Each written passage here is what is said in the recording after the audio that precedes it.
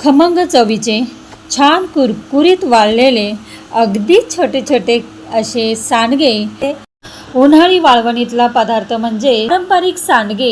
ही सुरुवातच सांडग्यापासून केली जाते आणि सुरुवातीलाच सर्वप्रथम सांडगे बनवायला घेतात।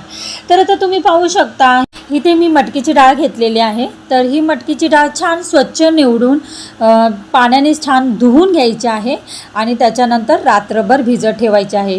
तर तुम्ही सकाळी भिजत घालून संध्याकाळपर्यंत 4-5 तास भिजत घातले तरी भरपूर होते। तर सुरुवातीला हे पारंपरिक सांडगे करण्यासाठी ना आपण बघितलं असेल, पण जुनी लोक असतात ना पारंपरिक पद्धत सगळी करायची। तर हे जात्यावर भरड करून पावडर करून घ्यायची आणि नंतर ते भिजत घालायचं पीठ करून।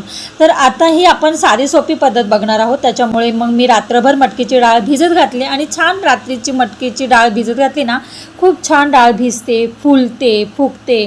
तर हे बघा, तुम्ही बघू शकता आपली छान डाळ भिजलेली आहे आणि आता मी त्याचं सगळं काही पाणी काढून घेणार आहे आणि छान असं पाणी काढून घेतलंय, हे बघू शकता तुम्ही। आणि आपली डाळ आता वाटून घेणार आहे। पण त्याच्या आधी आता मी तुम्हाला दाखवलं ही लाल मिरची, लसूण आणि जिरं हे आपल्याला वाटून घ्यायचं आहे। तर त्या मिक्सरमध्ये आता मी ग्राइंड करून घेते। छान बारीक पेस्ट मी थोडं किंचितच पाणी घातलेलं आहे आणि असं ते पाणी टाकून वाटून घेतलेलं आहे। तर असं बारीक छान वाटून घेतलं ना तर लसूण, लाल मिरची आणि ह्या जिऱ्यामुळे इतका सुगंध छान लागतो आणि इतके सांडगे चविष्ट होतात ना। तर तुम्ही लाल मिरचीची पावडर न टाकता लाल मिरची, लसूण, जिरं हे तुम्ही नक्की वाटा आणि तशी तुम्ही सांडगे करून बघा, खूप उत्तम लागतात।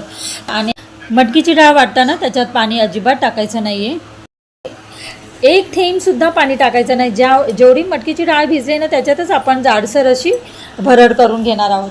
तर अशाच पद्धतीने मी बाकीची मटकीची डाळ ही सगळी मिक्सरमध्ये छान ग्राइंड करून घेते। अशी मी छान लाल मिरचीची पेस्ट वाटून घेतली आहे। तर त्याच्यामध्ये आता आपल्याला ही लाल मिरची पेस्ट मिक्स करायची आहे। हळद टाकू नका, हळद टाकल्यामुळे आपल्या सांडग्याचा कलर जरा चेंज होतो।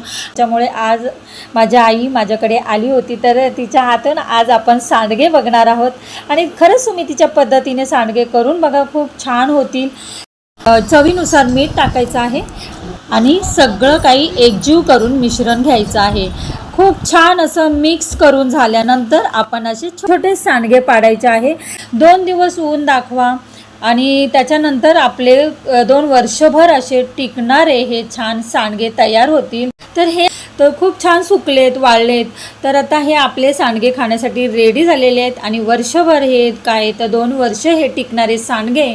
सोपी अगदी पद्धत तुम्ही नक्की करून बघा।